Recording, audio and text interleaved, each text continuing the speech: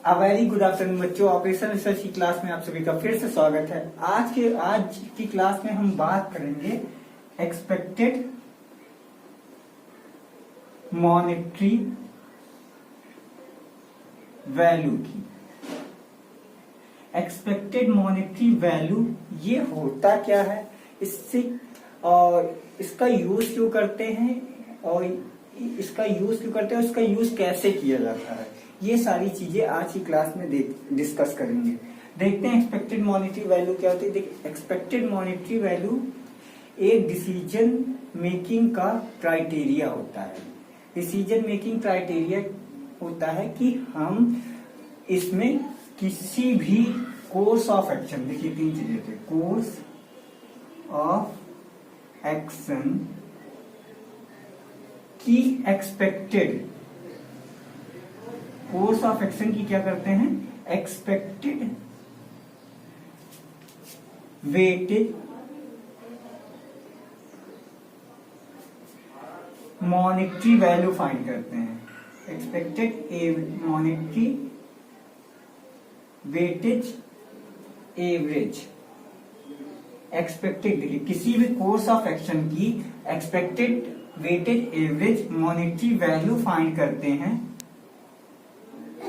Monetary value find करते हैं और उस वैल्यू के बेस पे हम ये डिसाइड करते हैं हमें ये कोर्स ऑफ एक्शन चूज करना चाहिए या नहीं करना चाहिए। जो हम डिसीजन मेकिंग, हमारी थ्योरी है उसमें आपके होते हैं decision making under certainty, decision making under uncertainty और डिसीजन मेकिंग अंडर रिस्क। तो जो डिसीजन मेकिंग अंडर रिस्क है उसका ये पार्ट होता है क्या, आपका एक्सपेक्टेड मॉनेटरी वैल्यू क्राइटेरिया। और इसमें आपके मैक्सिमम लाइवलीहुड क्राइटेरिया भी आते हैं, मैक्सिमम रिग्रेट क्राइटेरिया भी आता है। लेकिन आज की क्लास में हम लोग क्या डिस्कस करेंगे, एक्सपेक्टेड मॉनेटरी वैल्यू क्राइटेरिया को डिस्कस करेंगे। देखते हैं किस तरह से ये अप्लाई होता है या किस तरह से हम इसके थ्रू। चलिए, ये एक क्वेश्चन दिया गया है। ये क्वेश्चन कह रहा, a news paper boy has following possibilities of selling magazine. एक न्यूज़पेपर बॉय है जो कि क्या न्यूज़पेपर सेल करता है, मैगजीन सेल्स करता है। उसके पास ये कुछ पॉसिबिलिटीज दी गई हैं उसकी मैगजीन को लेके। वो इसमें बताया जा रहा है कि नंबर ऑफ कॉपीज सोल्ड, उस और प्रोबेबिलिटी दी गई है कि वो जो मैगजीन खरीदेगा उसको 10 कॉपी को सेल करने की क्या प्रोबेबिलिटी है, 0.10। देन 11 कॉपीज की क्या है, 0.15। 12 कॉपीज की है 0.20 और 13 की है 0.25 और 14 कॉपीज की है 0.13। ये आपका दिया गया है उसकी पॉसिबल एक्शंस दिए गए, पॉसिबल स्टॉक एक्शंस दिए गए कि 10 कॉपी सेल करने की उसकी प्रोबेबिलिटी क्या है। फिर दिया गया है कि कॉस्ट ऑफ कॉपीज कितनी है, एक कॉपी की कॉस्ट 30 पैसा है और सेल प्राइस क्या है, 50 पैसा है। और ये भी लिखा गया है, कंडीशन अटैच है कि he can not return unsold copy. और वो मान लीजिए वो खरीद तो 20 कॉपी भी सकता है, लेकिन अगर मान लीजिए 20 कॉपीज नहीं बिक रही हैं तो वो उन्हें रिटर्न नहीं कर पाएगा। तो ये कुछ कंडीशंस इस क्वेश्चन में दी गई हैं और हमें ये बताना उस न्यूज़पेपर बॉय को कितनी कॉपी, हाउ मैनी कॉपीज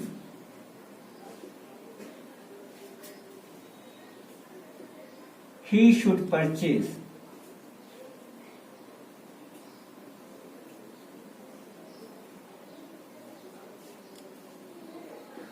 हमको ये बताना है, ये डिसीजन लेना है। तो अब बताइए, अब ये हमारा ये एक्सपेक्टेड मॉनेटरी वैल्यू के थ्रू कैसे लगाएंगे इसको। हम हर एक, ये उसके पॉसिबल स्टॉक एक्शंस हैं, हर एक कोर्स ऑफ एक्शन की हम मॉनेटरी वैल्यू फाइंड करेंगे और फिर उसके बेसिस पे बताएंगे कि उसे कितनी कॉपीज खरीदनी चाहिए और बेचने के लिए, उसे डेली कितनी कॉपीज खरीदनी चाहिए बेचने के लिए। चलिए देखते हैं हम किस तरह से इस क्वेश्चन को सॉल्व करेंगे। हमें क्या करना होगा, हमें कंडीशनल प्रॉफिट टेबल बनानी होगी। कौन सी, कंडीशनल प्रॉफिट टेबल बनानी होगी। इस टेबल में क्या क्या होगा, सबसे पहले पॉसिबल डिमांड लिखेंगे। हमारी डिमांड क्या थी? 10, 11, 12, 13, 14। उसकी प्रोबेबिलिटी लिखेंगे। प्रोबेबिलिटी क्या थी?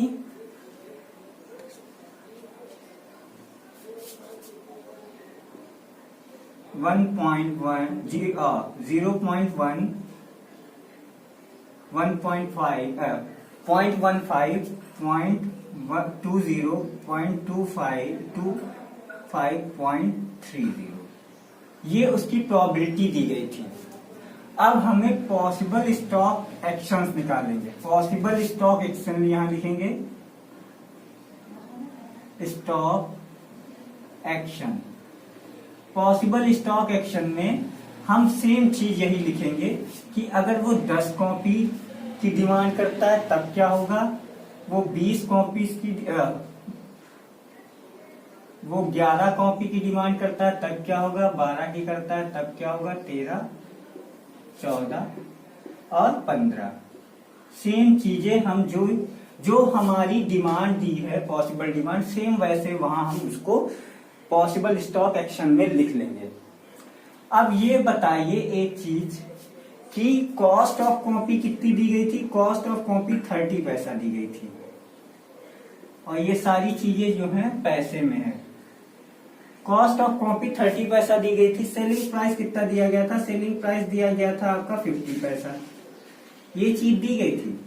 अब बताइए, वो मान लीजिए 10 कॉपी, ये 10 कॉपी खरीदता है, तो 10 कॉपी उसकी कितने की पड़ेगी? 10 कॉपी पड़ेगी उसे 300 पैसे की। 300 पैसे की पड़ेगी। और सेलिंग, अगर वो 10 कॉपी सोल्ड करता है तो 10 कॉपी अगर वो मान लीजिए उसने 10 खरीदी और 10 बेच दी, 10 खरीदी 10 बेच दी, तो अब ये बताइए उसको वो कितने की बिकेंगी? वो बिकेंगी आपकी 500 पैसे की। तो उसको प्रॉफिट कितना हो गया? उसको प्रॉफिट हो गया, जो डिफरेंस है, 200। ये समझ में आया? कैसे आया? वो मान लीजिए 10 कॉपी खरीदता है और उसकी 10 की 10 बिक जाती हैं, तो 10 कॉपी उसने खरीदी 300 पैसे की, बेची उसने 500 पैसे की, तो उसके पास प्रॉफिट कितना हो गया? 200 पैसे। फिर इसी तरह अब आते हैं, अब उसने 11 कॉपीज खरीदी, 11 कॉपी खरीदी कितने पैसे की? 30 पैसे की।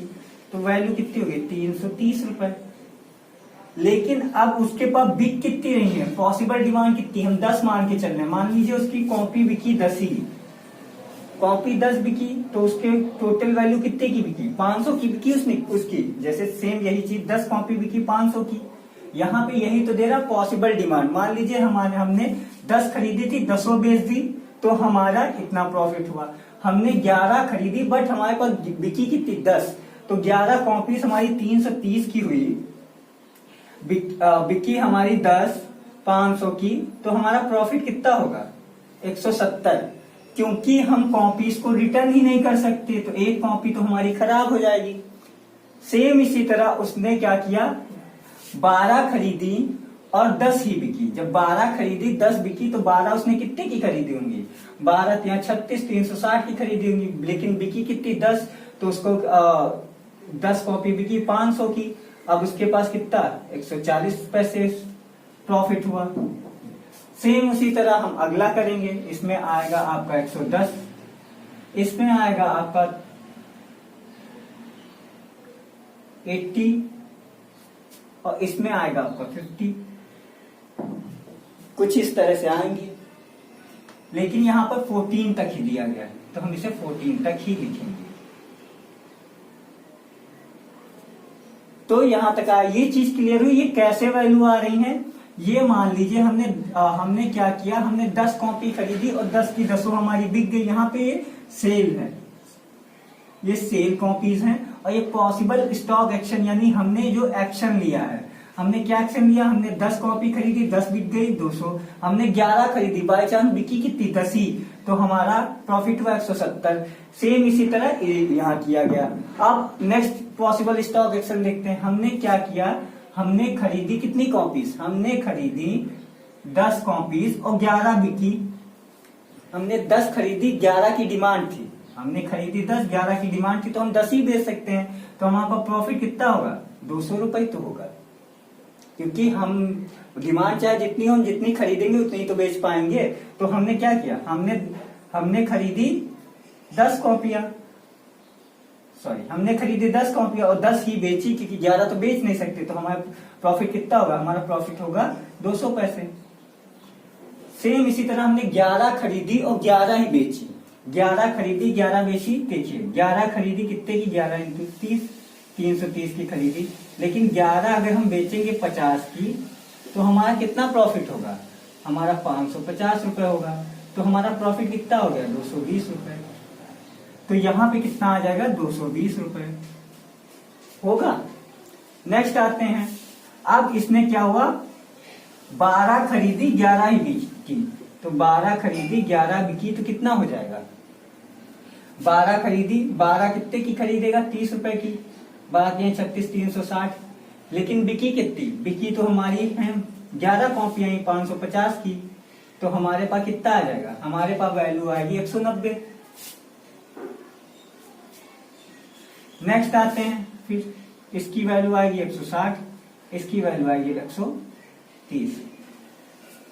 सेम इसी तरह सबकी वैल्यूज हम निकाल लेंगे। मान लीजिए अब 12 कॉपी में 10 में से 10 खरीदेगा तो 220 आएगा, 11 हमारा डिमांड होगी तो हमारा 220 ही आएगा। लेकिन 12 खरीदी और 12 ही डिमांड होगी तो हमारा कितना आ जाएगा? 12 3 36, 360 की खरीदी और 12 पंचे 60, 600 की बिकी, तो हमारा कितना प्रॉफिट हो गया? 140 रुपए। और ये 210 हो जाएगा, ये 180 हो जाएगा।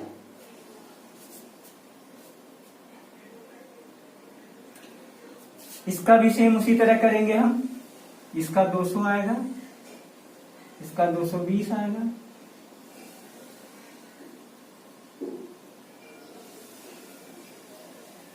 ये 240 होता आपका, ये 220 आएगा, ये आपका 240 ही होगा। अब इसका देखते हैं, 13 कॉपी उसने क्या किया? 13 कॉपी खरीदी और 13 बिक गई। 13 खरीदी कितने की? 13 इंटू 3, 13 39, 390 है ना। और 13 ही बिक गई, 13 पचे 65, 650 की बिक गई। कितना हो गया? 9 6 15, 260। और यहां पे आपकी वैल्यू आएगी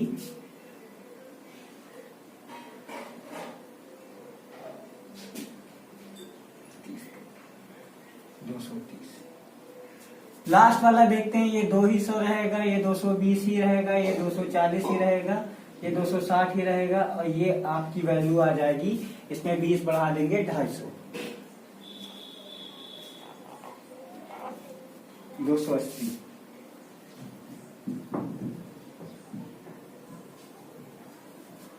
तो अब ये जो हमारी कंडीशनल प्रॉफिट टेबल बन गई, इसमें हमने क्या किया?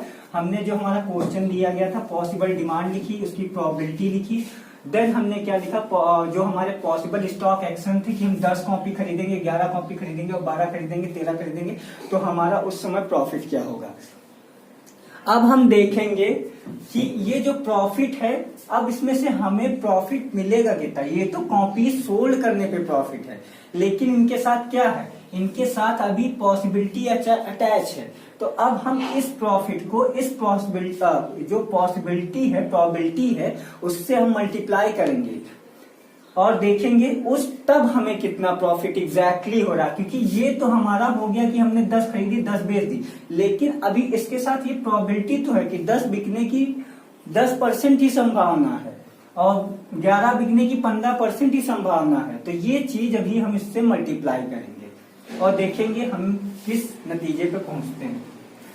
अब हम अपनी नेक्स्ट टेबल बनाएंगे, एक्सपेक्टेड प्रॉफिट टेबल। ये भी आपकी पैसे में रहेगी। अब हमको क्या करना है? हमारी जो फर्स्ट टेबल थी, फर्स्ट टेबल में जो वैल्यूज आई थी उनको उन सारी वैल्यूज को उनके रिस्पेक्टिव प्रोबेबिलिटी से मल्टीप्लाई कर देंगे। जैसे हम पहली वाली रो देखें, जो पिछली हमारी टेबल थी उसमें क्या था, यहाँ पे जो वैल्यू थी वो 200 रुपए, 200 पैसे थी। अब हम क्या करेंगे, वो जो वैल्यू थी उसको हम उसकी पॉसिबिलिटी से मल्टीप्लाई कर देंगे तो हमारी वैल्यू आ जाएगी 20। सेम उसी तरह 11 वाले पे जो वैल्यू थी, 11 वाले पे हमारी वैल्यू थी 170, तो हमारी जब 10 से .10 से मल्टीप्लाई करेंगे तो 70 आ जाएगा। नेक्स्ट जो वैल्यू थी वो हमारी 140 थी, तो हम इसको मल्टीप्लाई करेंगे 14 आ जाएगा। उसकी रिस्पेक्टिव प्रोबेबिलिटी से हम मल्टीप्लाई करते जा रहे हैं। एक वैल्यू थी 110, अब यहाँ पे 11 हो जाएगा, यहाँ पे हमारा वैल्यू हो जाएगी अब 8। हम कुछ नहीं कर रहे हैं, हम केवल जो लास्ट टेबल में हमारी वैल्यूज आई थी उनको हम उसकी रिस्पेक्टिव प्रोबेबिलिटी से मल्टीप्लाई करे दे रहे हैं। और जैसे हमारा इस पे वैल्यू कितनी आई थी, इस पे हमारी सेम वैल्यू आई थी, हम यहाँ पे आ जाएगा 30। हमारी वैल्यू आई थी 200 को हम मल्टीप्लाई करेंगे 0.15 से तो हमारे 30 आ जाएगा। यहाँ पे जो वैल्यू थी उसको हम मल्टीप्लाई करेंगे तो हमारा 33 आ जाएगा।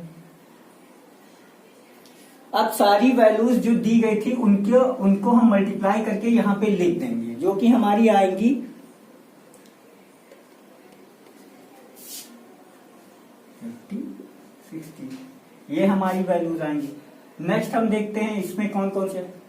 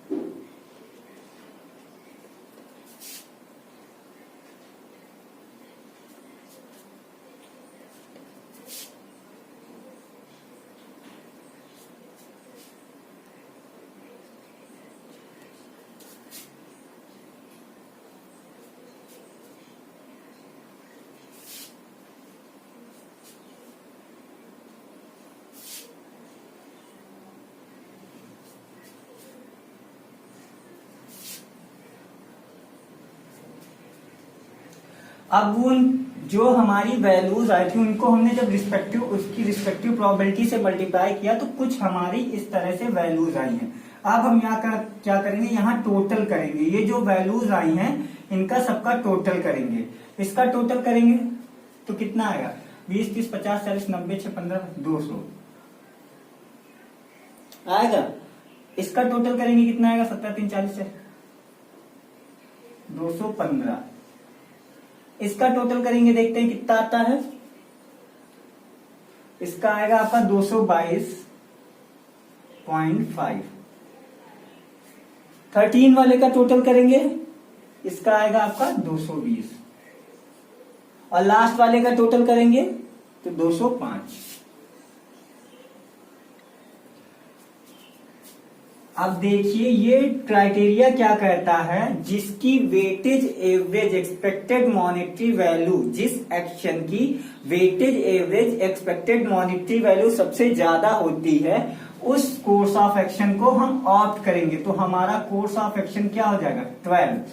वो न्यूज़पेपर बॉय डेली 12 मैगजीन खरीदेगा और बेचेगा तो उसको मैक्सिमम प्रॉफिट होगा। मैक्सिमम प्रॉफिट कितना है आपका, 222.5।